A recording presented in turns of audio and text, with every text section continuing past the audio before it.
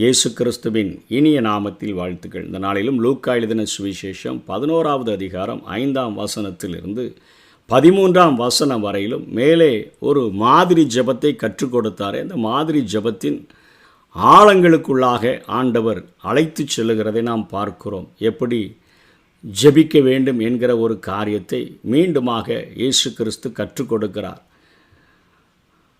பின்னும் அவர் அவர்களை நோக்கி, உங்களில் ஒருவன் தனக்கு சிநேகிதனாய் இருக்கிறவனிடத்தில் பாதி ராத்திரியில் போய், சிநேகிதனே, என் சிநேகிதன் ஒருவன் வழி பிரயாணமாய் என்னிடத்தில் வந்திருக்கிறான், அவன் முன் வைக்கிறதற்கு என்னிடத்தில் ஒன்றுமில்லை, நீ 3 அப்பங்களை எனக்கு கடனாக தர வேண்டும் என்று கேட்டுக்கொண்டான். வீட்டுக்குள் இருக்கிறவன் பிரதியுத்தரமாக, என்னை தொந்தரவு செய்யாதே, கதவு பூட்டியாயிற்று, என் பிள்ளைகள் என்னோட கூட படுத்திருக்கிறார்கள், நான் எழுந்திருந்து உனக்கு தரக்கூடாது என்று சொன்னான்.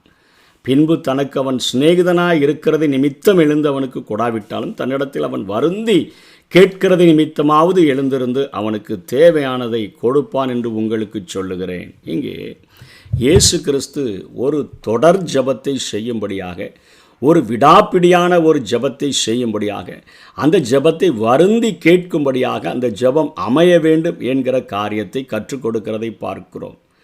இயேசு கிறிஸ்து கெத்சமனே தோட்டத்தில் சர்வ ஞானியாகி அவர், பிதாவின் சித்தம் நிறைவேறட்டும், ஆனாலும் என்னுடைய சித்தத்தின்படி அல்ல என்று 3 முறை ஒரே ஜெபத்தை செய்ததை பார்க்கிறோம். அதன் பின்பாக தேவதூதன் அவரை பலப்படுத்தினான் என்று இந்த லூக்கா பகுதியிலேயே பின்பகுதிகளிலே நாம் மீண்டுமாய் கற்றுக்கொள்ளப் போகிறோம். ஆனால் இங்கே இயேசு கிறிஸ்து ஒரு அருமையான கதையின் மூலமாக சொல்லுகிறார்.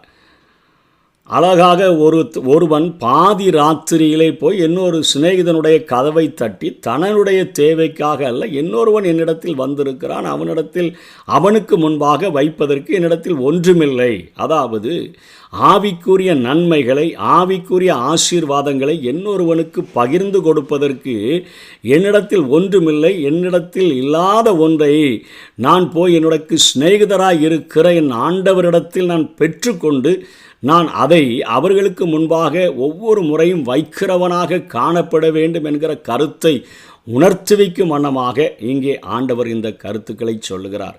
கதவு பூட்டிவிட்டாலும் கூட தொடர்ந்து அந்த கதவை தட்டிவிடும்படியாக, தொடர்ந்து கேட்டுக்கொண்டு இருக்கும்படியாக, வருந்தி கேட்கும்படியான ஒரு ஜெபத்தை ஆண்டவர் கற்றுக் கொடுக்கிறதை நாம் பார்க்கிறோம்.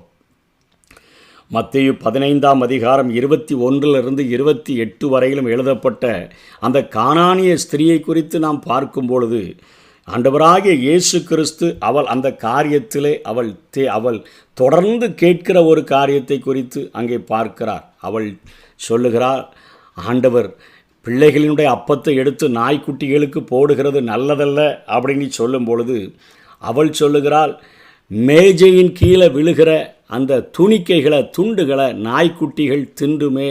நாய்க்குட்டிகள் என்று சொன்னால் வீட்டிலே வளர்க்கக்கூடிய, மேஜையின் கீழே படுத்துக்கொள்ளக்கூடிய நாய்க்குட்டி தானே, அது கீழே விழுகிற துண்டுகளை சாப்பிடுமே.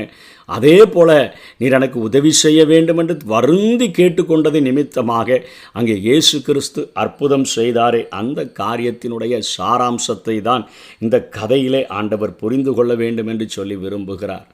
1 பேதுரு 1ஆம் அதிகாரம் 7ஆம் வசனத்தில், அழிந்து போகிற பொன் அக்கினியினாலே சோதிக்கப்படும், அதை பார்க்கிலும் அதிக விலையேற பெற்றதாக இருக்கிற உங்கள் விசுவாசம் சோதிக்கப்பட்டு இயேசு கிறிஸ்து வெளிப்படும் பொழுது உங்களுக்கு புகழ்ச்சியும் கனமும் மகிமையும் உண்டாக காணப்படும் என்று சொல்லித்தான் பேதுரு எழுதுகிறார். நம்முடைய விசுவாசத்தை ஆண்டவர் என் மேலே முழுமையாய் வைத்திருக்கிறானா, என்னை தொடர்ந்து கேட்கிறானா, முழு இருதயத்தோடு கேட்கிறானா, இல்லைனா கொஞ்சம் கேட்டோம் மீதி நம்முடைய முயற்சிகளிலோ இல்லை மற்றவர்களையோ நாடி செய்கிறோம் என்று சென்று விடுகிறானா என்று சொல்லி அங்கே ஆண்டவர் கொஞ்சம் வெயிட் பண்ணுகிறதாகத்தான் இந்த கதையை கற்றுக் கொடுக்கிறார். எபிரேயர் 11:6 தேவனிடத்தில் சேருகிறவன் அவர் உண்டென்றும் தம்மை தேடுகிறவர்களுக்கு அவர் பலன் அளிக்கிறவர் என்றும் சொல்லி விசுவாசிக்கிறவர்களாக நாம் காணப்பட வேண்டும்.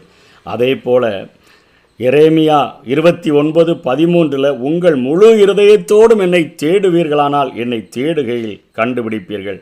நாம் அவரை மனதார தேட வேண்டும் என்று எதிர்பார்க்கிறார். அவரை தேடுவதன் மூலமும் தொடர் ஜெபத்தினாலும் நாம் அவரிடத்தில் கேட்பவைகளை நாம் சரியாக பெற்றுக்கொள்கிறோம். தேவையானவைகளை அவர் கொடுப்பார் என்று சொல்லி பார்க்கிறோம்.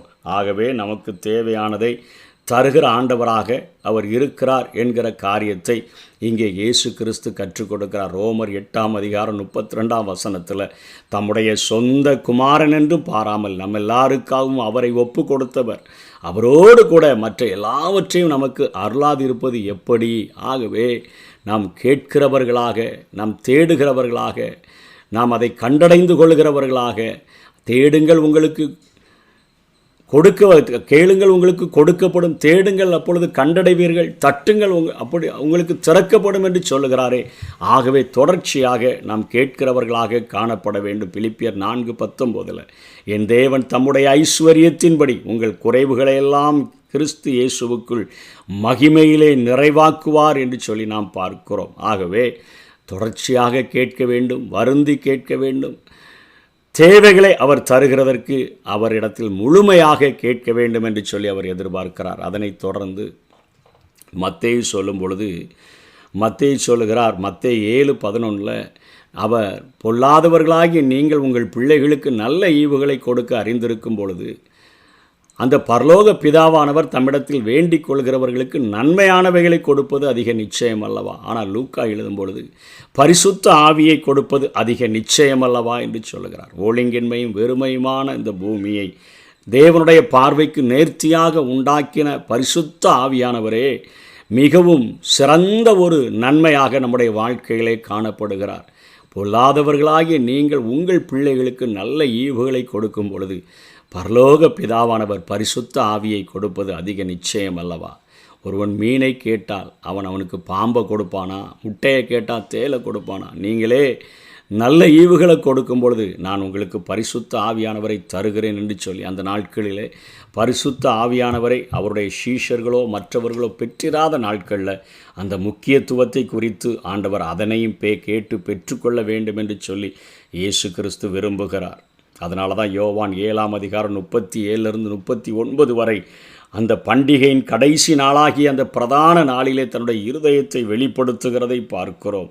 இயேசு நின்று சத்தமிட்டு சொல்லுகிறார், ஒருவன் தாகமாயிருந்தால் அவன் என்னிடத்தில் வரக்கடவன் என்று பேசுகிறதை நாம் பார்க்கிறோம். 39 இயேசு அந்த பரிசுத்த ஆவியை குறித்து பேசினார் என்பதை பரிசுத்த ஆவி இன்னும் அருளப்படவில்லை என்று சொல்லி முடிக்கிறதை பார்க்கிறோம்.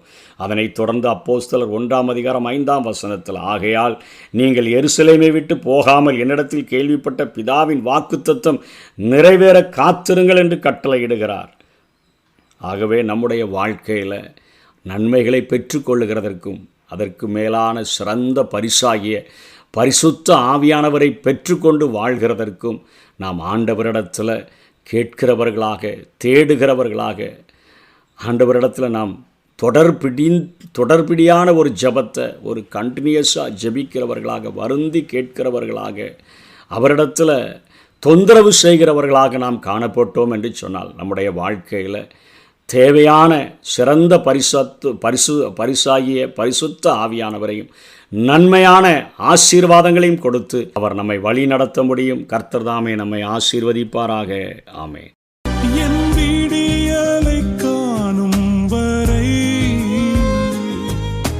முழங்காலில் காத்திருப்பே, பலப்படுவே, எழும்பிடுவே, கழுகை போல உயர பறந்திடுவே, பலப்படுவே, எழும்பிடுவே, கழுகை போல உயர பறந்திடுவே.